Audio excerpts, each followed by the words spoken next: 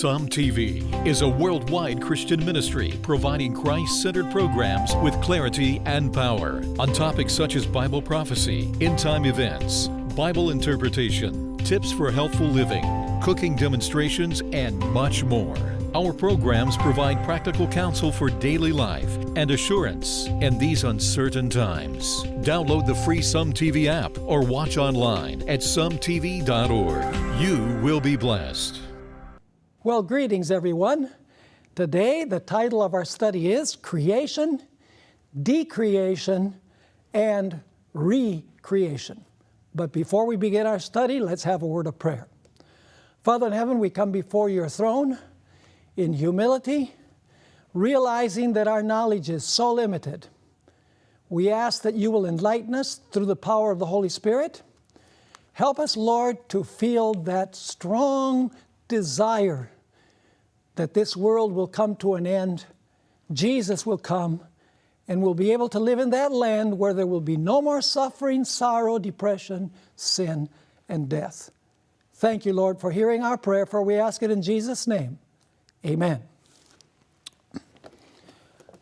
At creation, this planet had 4 problems. Let's read Genesis chapter 1 and verses 1 and 2. Before God began the events of creation week, this earth had 4 specific problems. Genesis 1, 1 and 2. In the beginning, God created the heavens and the earth. The earth was without form. Here's the first problem, without form. That means in a disorderly state. And void, second problem, that means empty. And darkness, there's the third problem. Darkness was on the face of the deep, and the Spirit of God was hovering over the face of the waters. There's a fourth problem that is not mentioned in these verses, but in the succeeding verses we find it, and that is that there was no life on planet Earth. So 4 problems. The planet was in a disorderly state, it was empty, it was in darkness, and there was no life.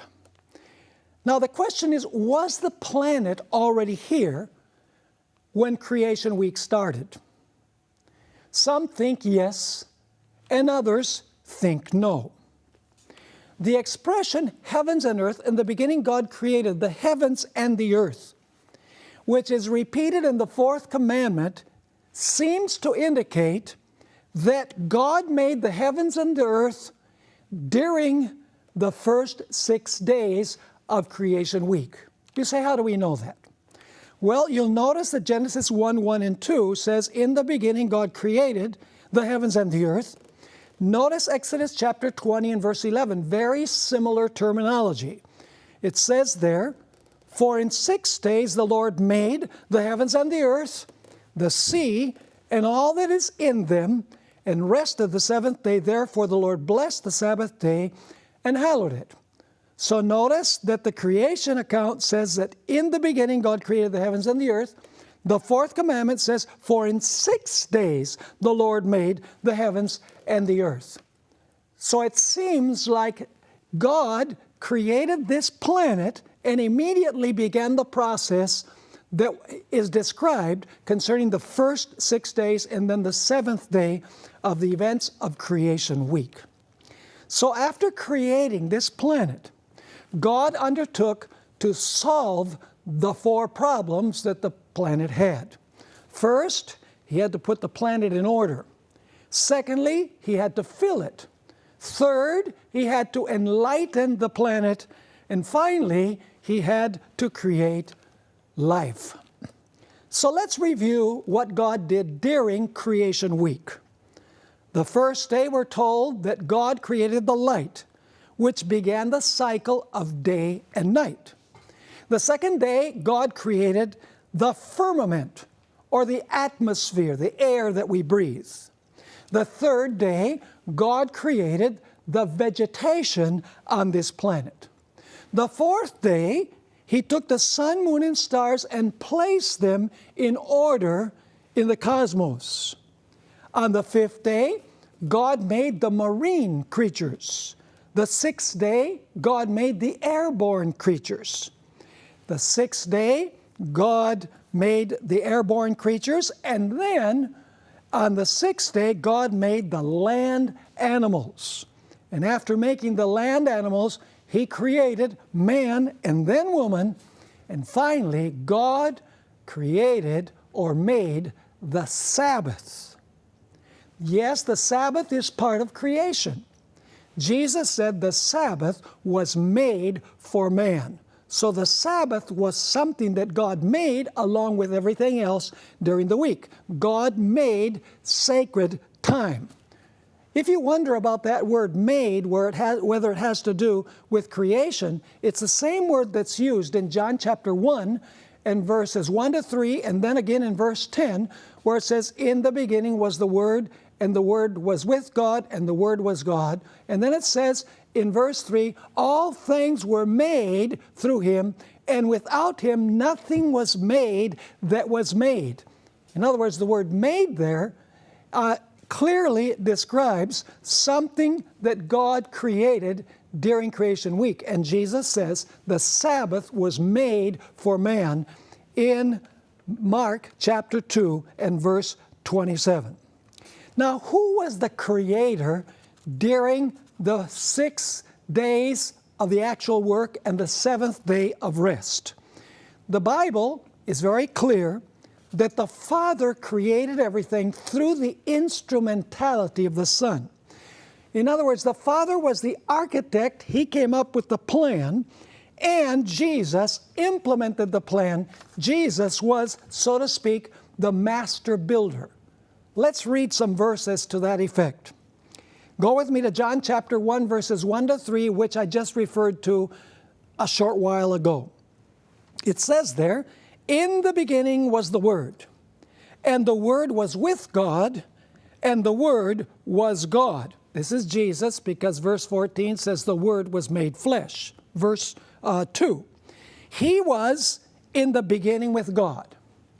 All things were made through Him," that is, through the Word, "and without Him nothing was made that was made." The word "through" there is the preposition dia in Greek, and it means through the instrumentality of. Notice also 1 Corinthians chapter 8 and verse 6. 1 Corinthians 8 verse 6. Here, once again, we find clearly that the Father and the Son were both involved in creation. The Father devised the plan, Jesus implemented the plan. It says there, "Yet for us there is one God, the Father, of whom are all things, and we for Him, and one Lord Jesus Christ, through whom are all things, and through whom we live." Revelation chapter 4 and verse 11 once again refers to creation as a work of the Father. It's done by the will of the Father. The Father devises the plan, and the Son implements the plan. Let's read Revelation chapter 4 and verse 11, where it says, this is a group in heaven, the 24 elders and the 4 living creatures. They're praising the Lord, and they say, "You are worthy, O Lord, to receive glory and honor and power. For you created all things." Now, the one sitting on the throne, whom they are worshiping, is God the Father. So it seems to say here that the creation was done by God the Father. For they say, "For you created all things," but now let's read more carefully the last part of the verse. "And by your will," that is, by the Father's will, "they exist and were created." So notice, somebody else is doing the active work of creation, and that person is implementing the Father's will. It says, "By your will," by the Father's will, "they exist and were created." Ellen White, who is always in harmony with Scripture, amplifies this point. Patriarchs and Prophets, page 36. "The Son of God had wrought the Father's will in the creation of all the hosts of heaven, and to Him, as well as to God, their homage and allegiance were due." Christ was still to exercise divine power in the creation of the earth and its inhabitants.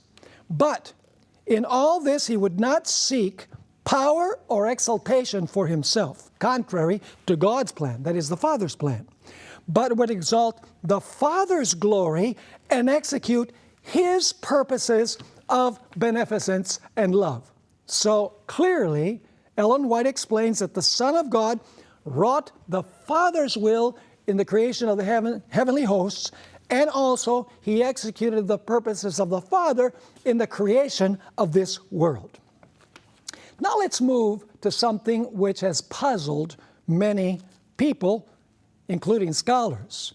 Let's go to Genesis chapter 1 and verses 3 through 5. Let's talk about the origin of the light.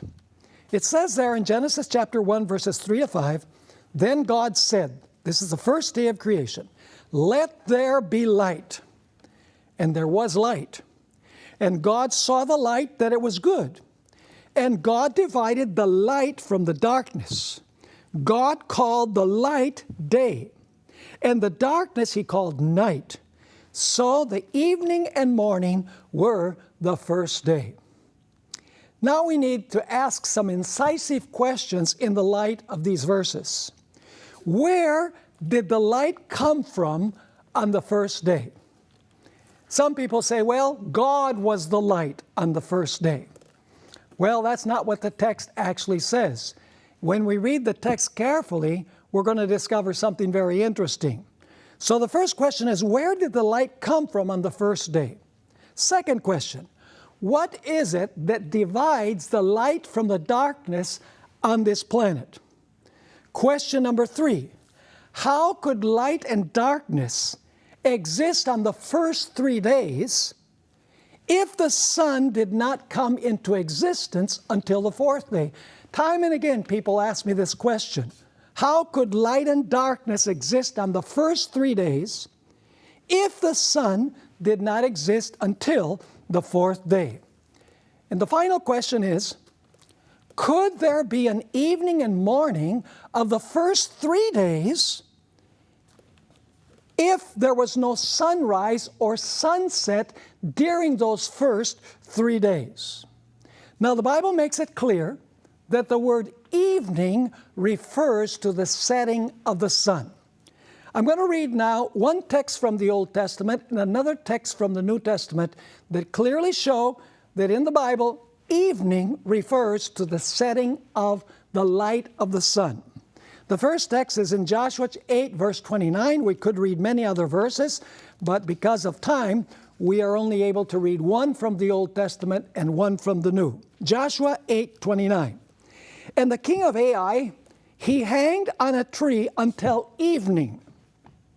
And as soon as the sun was down, Joshua commanded that they should take his corpse down from the tree, cast it at the entrance of the gate of the city, and raise over it a great heap of stones that remains to this day."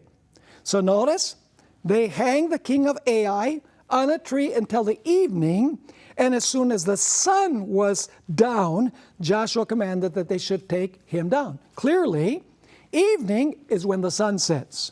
Let's read now a statement from the New Testament. Mark chapter 1, verses 32 and 33. Mark 1, 32 and 33. You know, Jesus many times did not perform miracles on the Sabbath day to not overly aggravate the religious leaders. Sometimes he did heal on Sabbath to make a point, but many times he waited until sundown not to cause a conflict. So it says in Mark 1, 32 and 33, "At evening, when the sun had set, they brought to him all who were sick and those who were demon-possessed. And the whole city was gathered together at the door." So notice, at evening, when the sun had set. So evening is when the sun sets according to Scripture. Ellen White has a very incisive comment to make with this regard. In the book, Christ Triumphant, page 18, which is a devotional book where you have a compilation of Ellen White's statements, she wrote this: "When the Lord declares that He made the world in 6 days and rested on the 7th day, He means the day of 24 hours, which he has marked off by the rising and setting of the sun. Now, in the light of these verses and the comment by the Lord's servant, we can reach several conclusions. First of all 7 days were of equal length, 24 hours. Ellen White makes that clear. Second, all 7 days had an evening and a morning. Third, evening and morning are marked off by the rising and setting of the sun.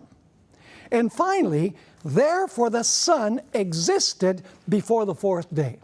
I hope you're catching my point. Now I know what you're thinking. You're saying, well, wait a minute. The Bible says that God created the sun the fourth day. Well, the Bible doesn't say that God created the sun the fourth day. There are two important words in Hebrew. One is bara. Before I tell you the other word, I would like to say that the word bara, which is used in Genesis 1, verse 1, in the beginning God created, the word created the heavens and the earth. The word bara, God is always the subject. In other words, God is always bara. Man never baras. It is an exclusive act of God in the Hebrew Bible. There's another word which we're going to take a look at, the word asa, which is used for man doing certain things. Now, let me read you a statement from Ministry of Healings, page 414 and 415. When God created this globe, He did not use pre-existing matter. God spoke, and the planet came into existence. Notice this remarkable statement. In the creation of the earth, God was not indebted to pre-existing matter. He spoke, and it was. He commanded, and it stood fast. Psalm 33 and verse 9. All things, material or spiritual, stood up before the Lord Jehovah at His voice, and were created for His own purpose. The heavens and all the host of them, the earth and all things therein, came into existence by the breath of His mouth. Powerful statement. It's referred to as creation ex nihilo, creation from nothing. God made something out of nothing. That's the meaning of the word bara that is used in Genesis chapter 1 and verse 1. By the way, this word is also used in verse 27, where it speaks about the creation of man. It's used in Isaiah 40, verse 28, once again referring to creation at the beginning. It's used in Psalm 51, verse 10, where David is asking God to create in him a new heart. And it's used in Isaiah 65, verse 7, when God creates a new heavens and a new earth. But there's another word, the word asa. This word, in Genesis and elsewhere in the Old Testament, refers to something that takes place using matter that existed before. See, God created matter, and after creating matter, then God made certain things. The word is used sometimes to refer to taking things that exist and ordering them or organizing them. I want you to notice, for example, Genesis chapter 5 and verse 1. A very interesting verse. It uses bara, and it also uses asa. That's the significant point. Notice Genesis 5 and verse 1. This is the book of the genealogy of Adam. In the day that God created man, the word bara, in the day that God created man, now comes asa, He made him in the likeness of God. So God spoke the matter into existence, and then God used that matter, according to Genesis chapter 2 and verses 15 to 17, verse 7, God then used that matter that He created out of nothing to form man from the matter that He had made. This text tells us that God both created and made man. God created the dust ex nihilo, that is, out of nothing, and then took the dust and formed man out of it. Organized the dust, if you please. Put it all together. According to Isaiah 64 and verse 8, God made or formed Israel from pre-existent clay. He took the clay, symbolically speaking, of course, and God organized the clay or formed the clay, which is a symbol or a metaphor for Israel. Incidentally, the word is also used in Genesis 3, verse 7, where animal skins are taken to cover the nakedness of man. It's also used where God makes skins and covers the nakedness of Adam and Eve, and them also using fig leaves to cover their nakedness.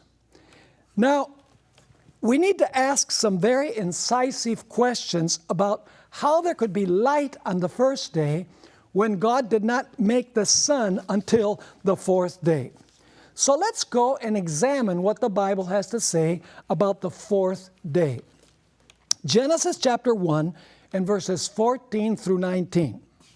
Then God said, "Let there be lights in the firmament of the heavens, to divide the day from the night."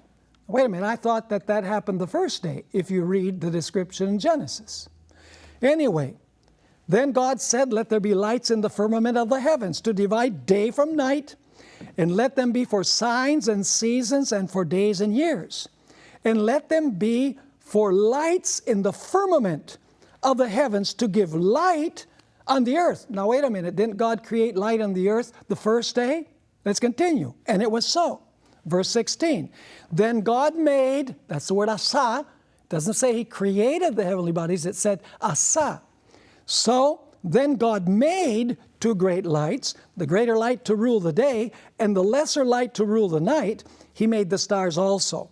Verse 17, "And God set them," that is the sun and the moon, "set them in the firmament of the heavens to give light." Now wait a minute, didn't that happen in the first day?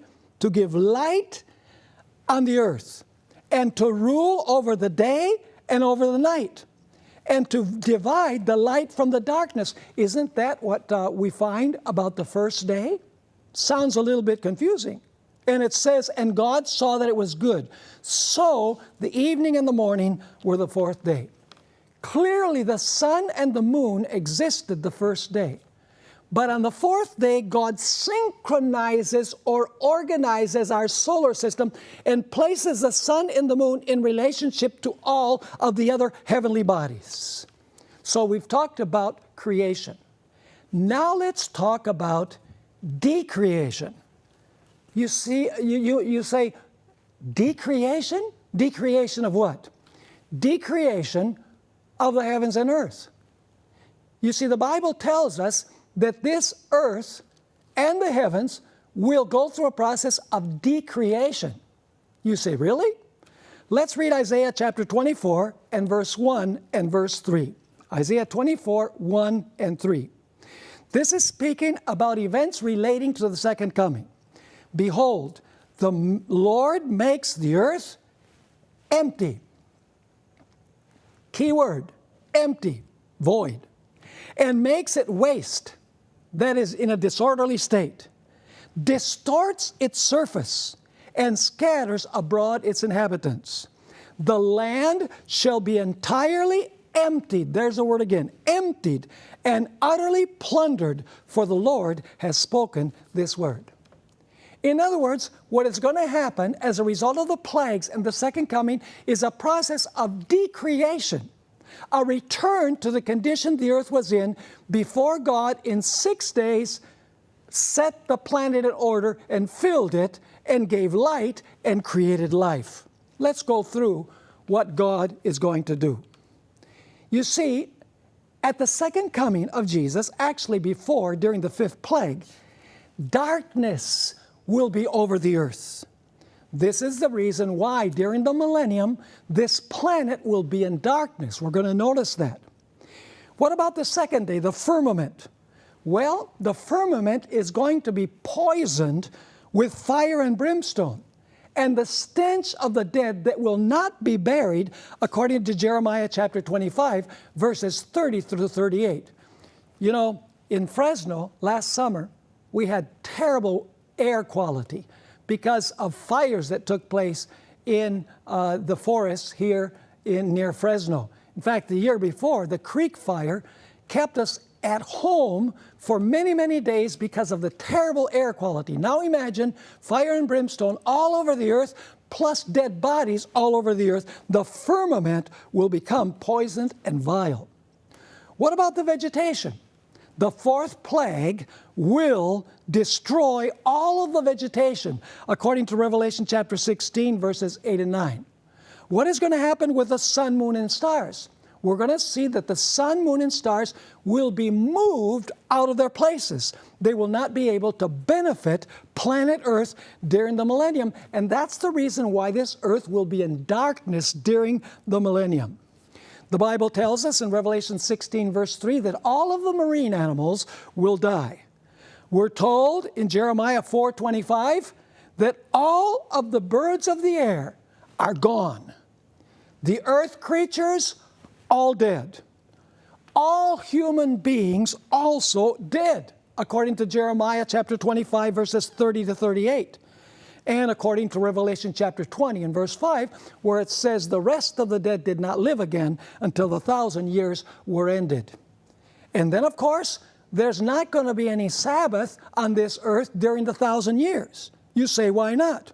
Well, because the sun, moon, and stars have been moved out of their places.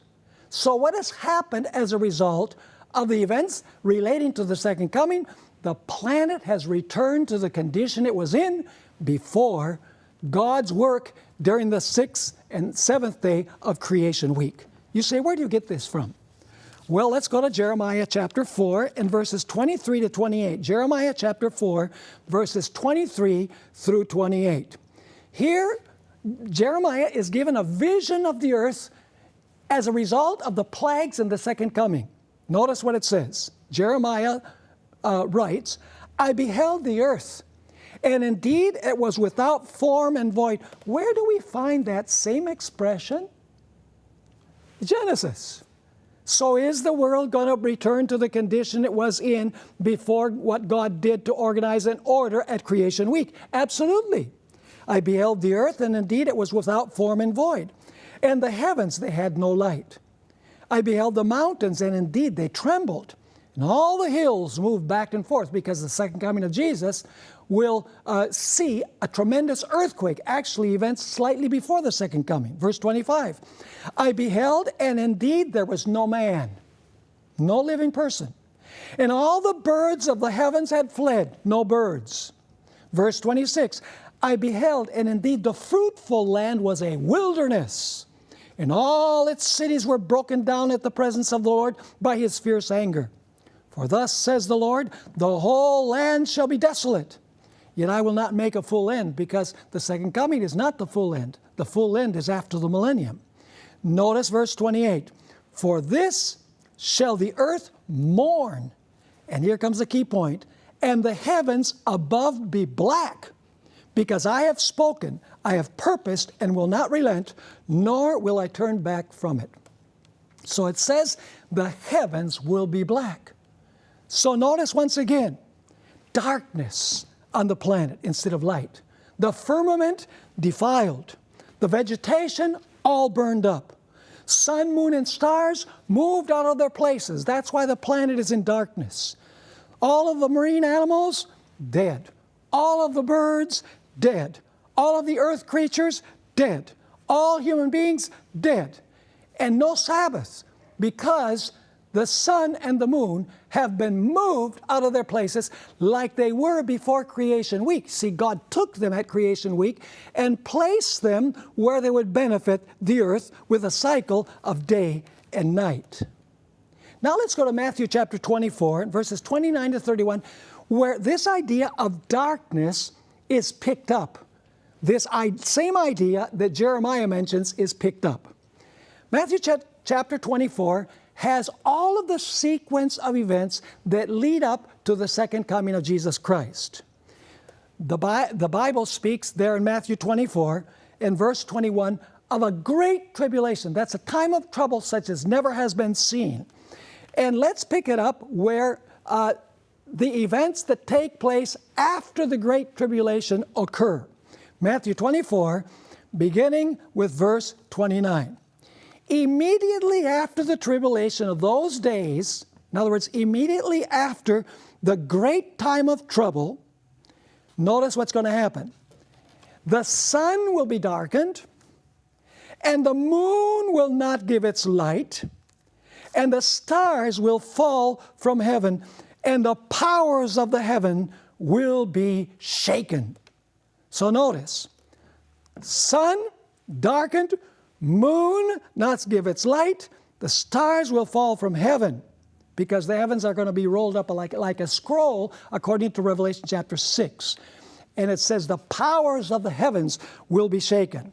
And then verse 30 says, then the sign of the Son of Man will appear in heaven. Notice that this darkness takes place immediately before the second coming.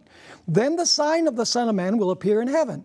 And then all the tribes of the earth will mourn, and they will see the Son of Man coming on the clouds of heaven with power and great glory. And then, once Jesus is above the earth, not on the earth, but above the earth, we are told, and he will send his angels with a great sound of a trumpet, and they will gather together his elect from the four winds, from one end of heaven to the other. Now, what is meant by the expression, the powers of the heavens will be shaken? What are the powers of the heavens? Well, the text tells us.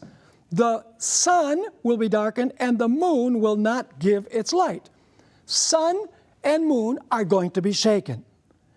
Now, the powers of the heavens, in other words, what is meant by that, powers of the heavens? Well, we have to go back to Genesis chapter 1 and verse 16. Genesis 1 verse 16. You see, the sun and moon rule in the heavens. It says there, then God made two great lights, the greater light, that is the sun, to rule the day, and the lesser light to rule the night. So what are the powers that rule in the heavens? The power that rule in the heavens are the sun and the moon. And notice that Matthew 24 says that they are going to be darkened. And this is the reason why during the millennium the planet is in darkness like it was before God began the process of creation that is described there in Genesis chapter 1. Ellen White had some additional points, actually, where she amplifies what Matthew 24 is referring to and what Genesis 1 verse 16 also describes. In early writings, page 41, Ellen White wrote, December 16, 1848, the Lord gave me a view, that means a vision, of the shaking of the powers of the heavens. So she's now going to comment about the shaking of the powers in the heavens. We just read it in Matthew 24. She continues, I saw that when the Lord said heaven, in giving the signs recorded in Matthew, Mark, and Luke, we only read from Matthew chapter 24, but Mark and Luke repeat the same idea. The sun will be darkened and the moon will not give its light. So once again, she says, I saw that when the Lord said heaven, in giving the signs recorded by Matthew, Mark, and Luke, he meant heaven. And when he said earth, he meant earth. Now comes the explanation. The powers of earth are those that rule on the earth. In other words, the civil rulers. Now notice what she continues saying. Actually, let me go back a little bit. The powers of the heavens are the sun, moon, and stars. They rule in the heavens. Now, she says, the powers of earth are those that rule on the earth. The powers of heaven, listen carefully, will be shaken at the voice of God.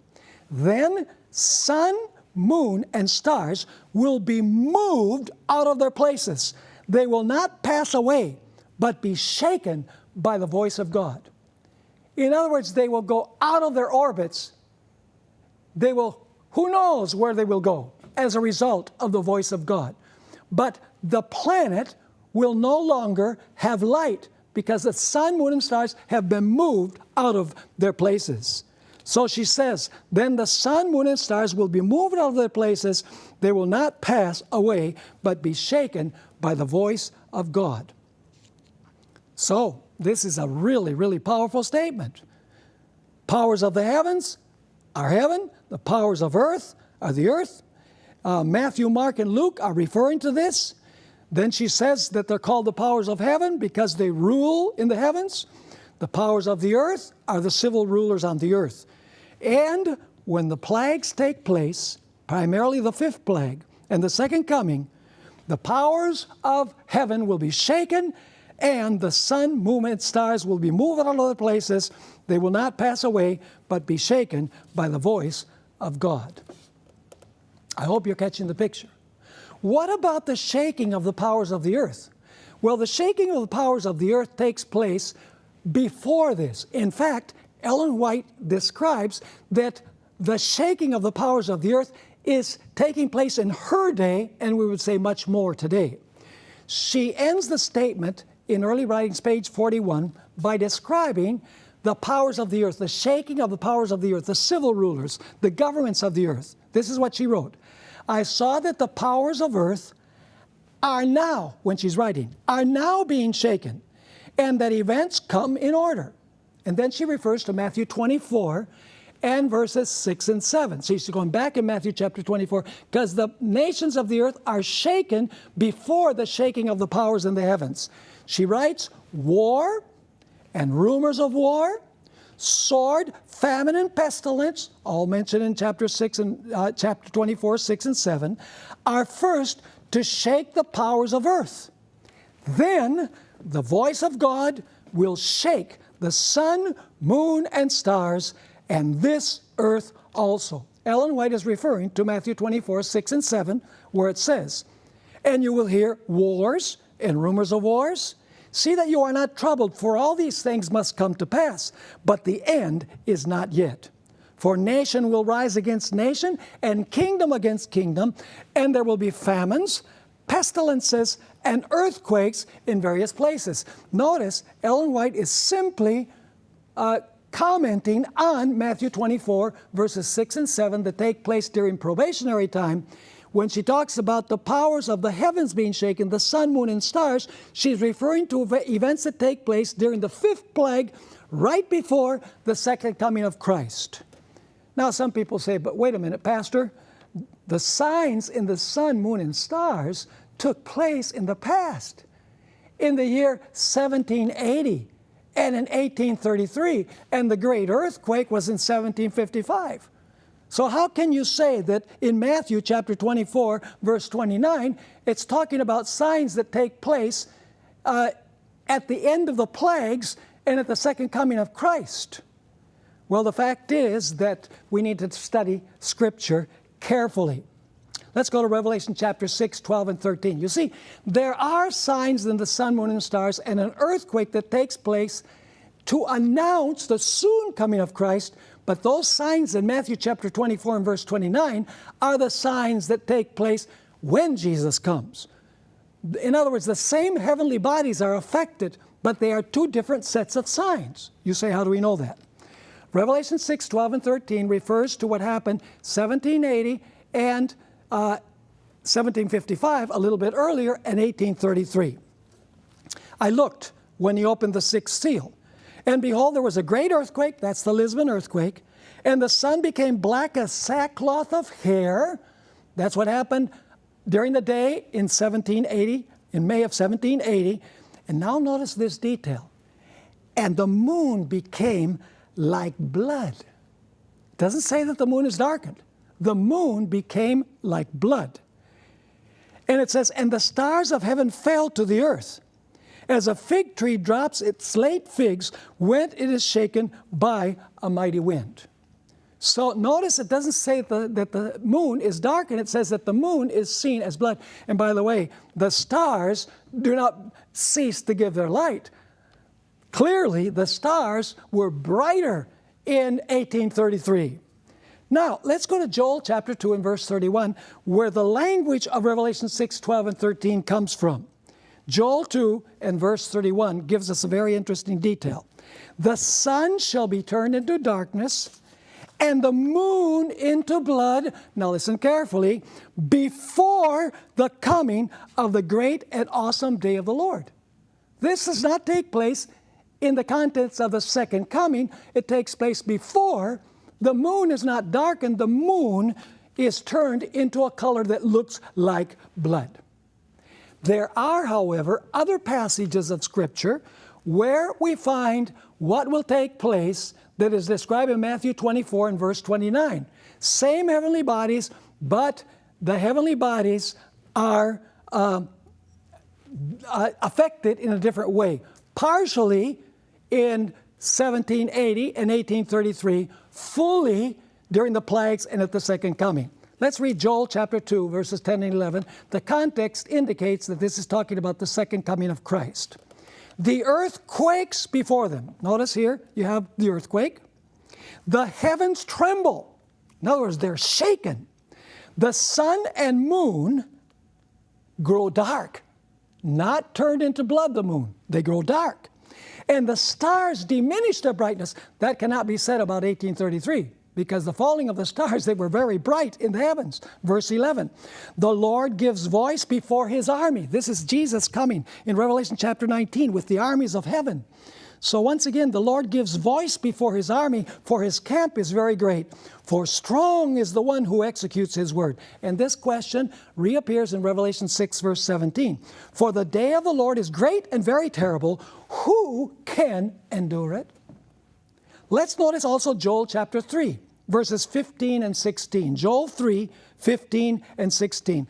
Once again, these are not the signs that take place in the past, signs of the soon coming of Jesus. These signs take place in the context of the fifth, sixth, and seventh plagues and the second coming of Christ. Joel 3, 15 and 16. The sun and moon will grow dark. Notice it doesn't say that the moon is going to be turned to a color like blood.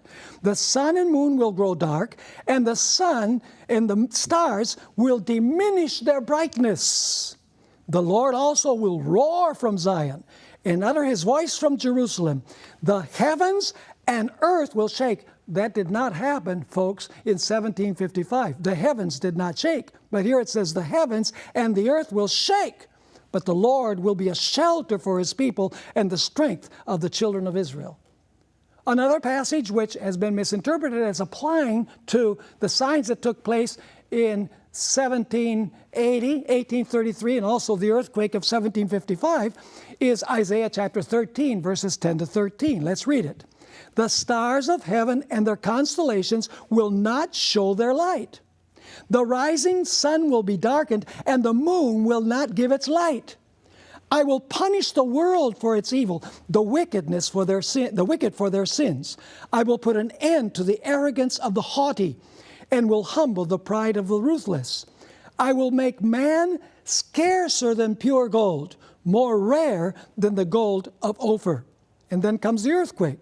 Therefore I will make the heavens tremble, and the earth will shake from its place at the wrath of the Lord God Almighty in the day of his burning anger. So what have we noticed so far? Creation. We've studied also about decreation. Now let's talk about recreation. After the destruction of the wicked that takes place after the millennium, God will do once again what he did at the very beginning. He's going to put the planet in order. He's going to fill the planet. He's going to enlighten the planet. And he is going to place life on the planet.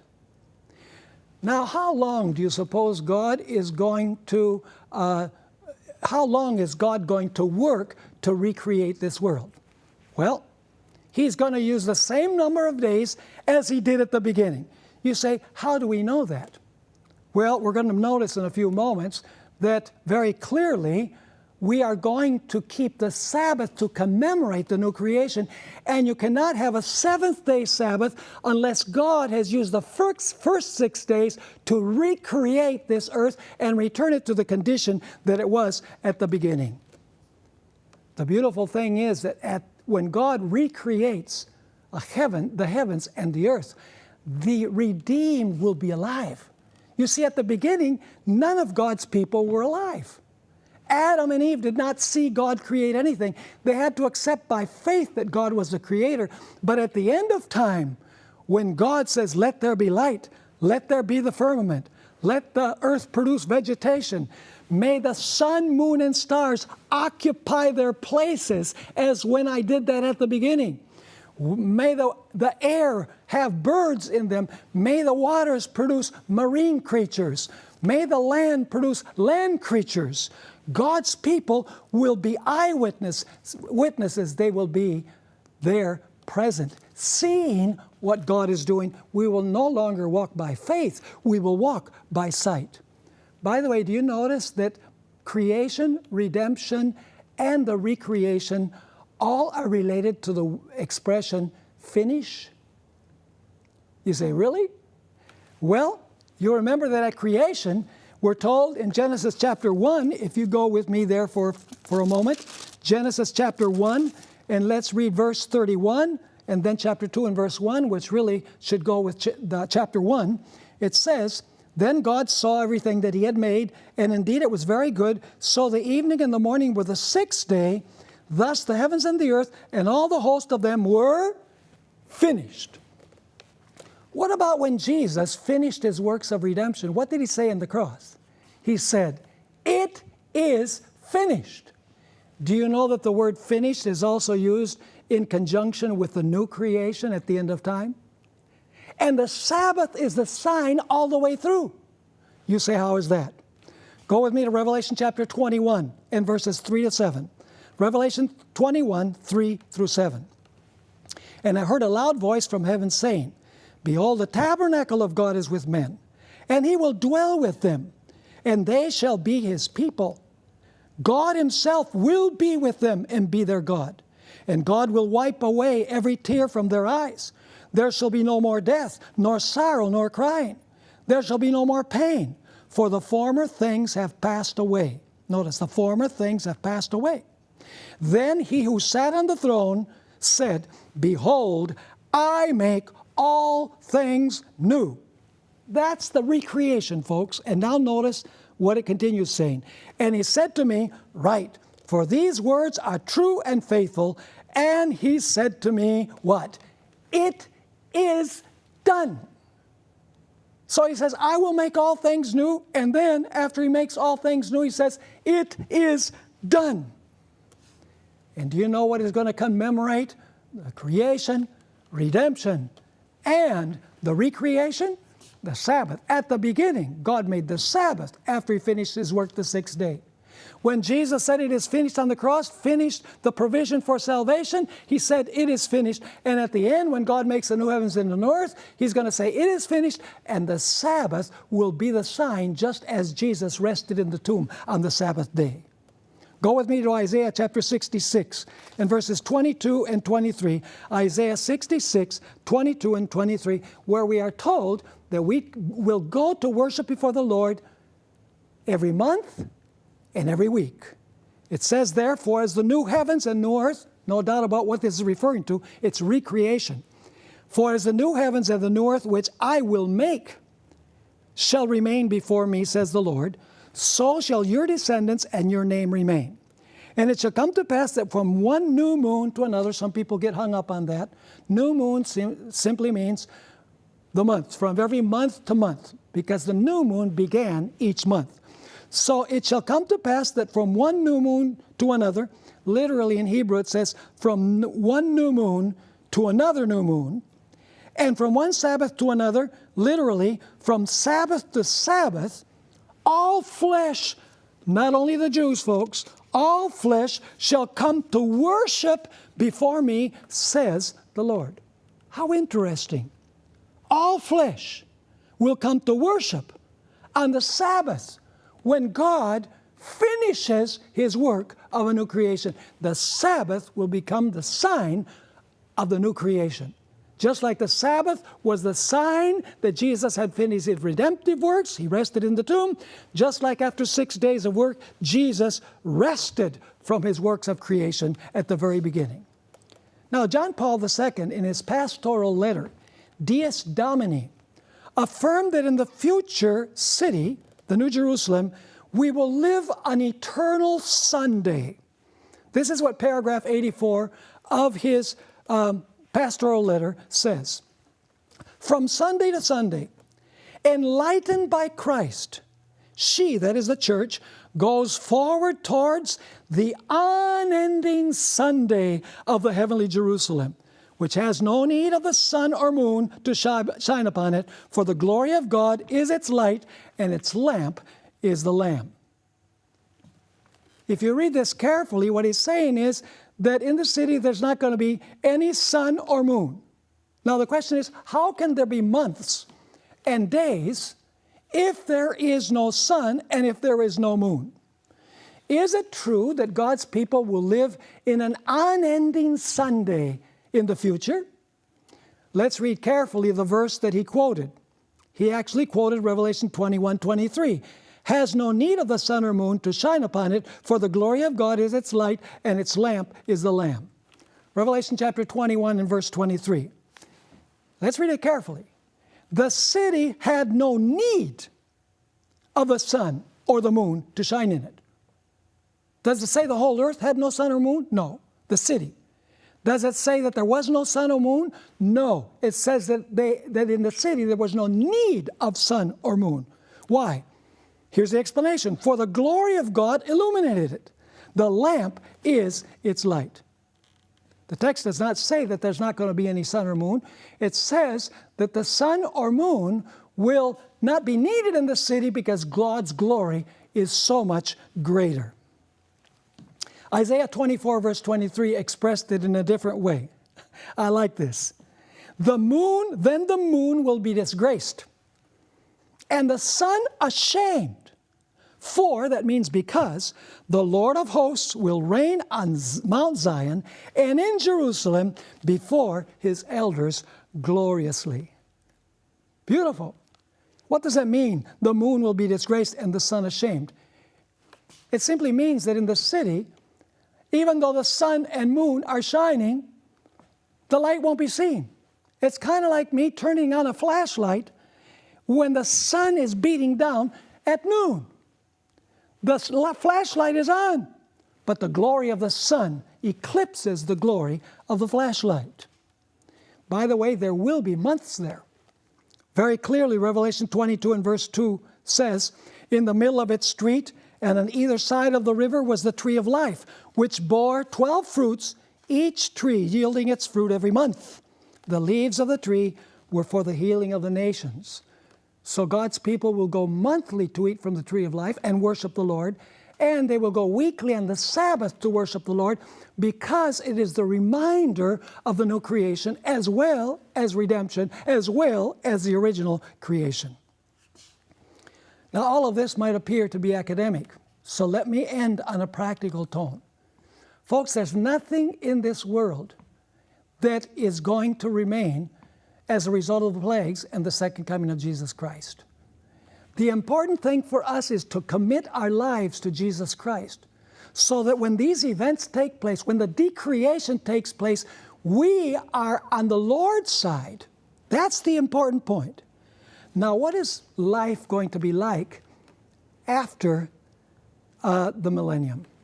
I want to read, in ending, the passage that we find in Isaiah 35, verses 3 through 10. You tell me if this is the kind of world that you want to live in. And if we want to live in that world, folks, we're going to have to commit our lives to Jesus Christ as our Savior and Lord. If we plan to live with Him throughout eternity, we need to learn to live with Him now by committing our life fully and completely to Him. Isaiah 35, verse 3. Strengthen the weak hands and make firm the feeble knees. This is quoted in Hebrews chapter 12. Say to those who are fearful-hearted, be strong, do not fear. Why don't we fear? Behold, your God will come with vengeance, with the recompense of God. He will come and save you. Then the eyes of the blind shall be opened, and the ears of the deaf shall be unstopped. Then the lame shall leap like a deer, and the tongue of the dumb sing. For waters shall burst forth in the wilderness, and streams in the desert. Oh, California, there will be no more droughts. Verse 7, the parched ground shall become a pool, and the thirsty land springs of water. In the habitation of jackals, where each lay, there shall be grass with reeds and rushes. A highway shall be there, and a road, and it shall be called the highway of holiness. The unclean shall not pass over it, but it shall be for others. Whoever walks the road, although a fool, shall not go astray. No lion shall be there, nor shall any ravenous beast go up on it. It shall not be found there.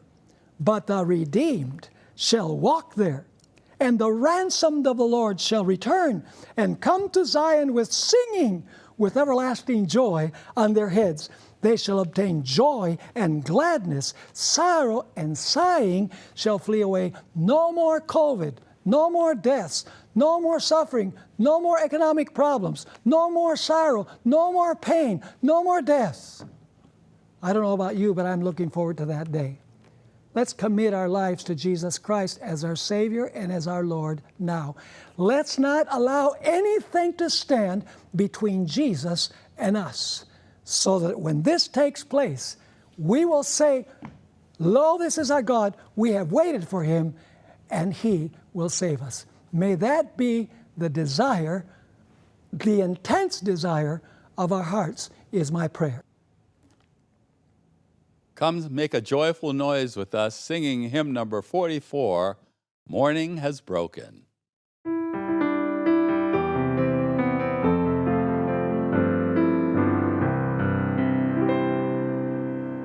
Morning has broken like the first morning. Blackbird has spoken like the first bird. Praise for the sleeping, praise for the morning, praise for the spring,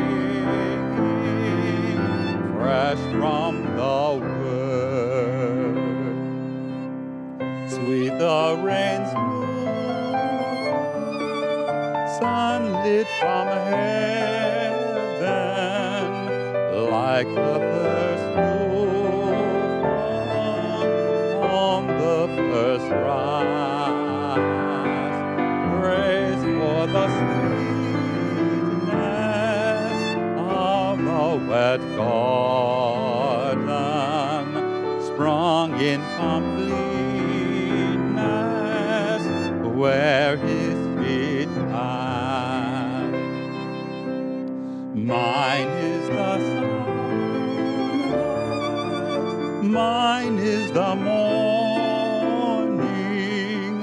born of the one light, Eden's star play.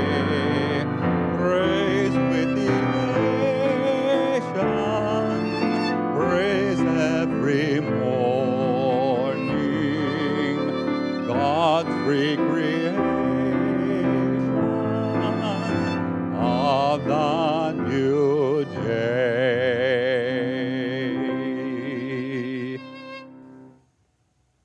Shall we pray? Father in heaven, as we have studied about creation, decreation, and recreation, we ask, Lord, that you will recreate a new heart within us, so that when you recreate this universe, we might be able to enjoy fellowship in your presence for the ages without end. We thank you, Lord, for the promise of the soon coming of Jesus. Help us, Lord, to take the necessary steps to be ready. And we thank you for answering our prayer, for we ask it in Jesus' name. Amen.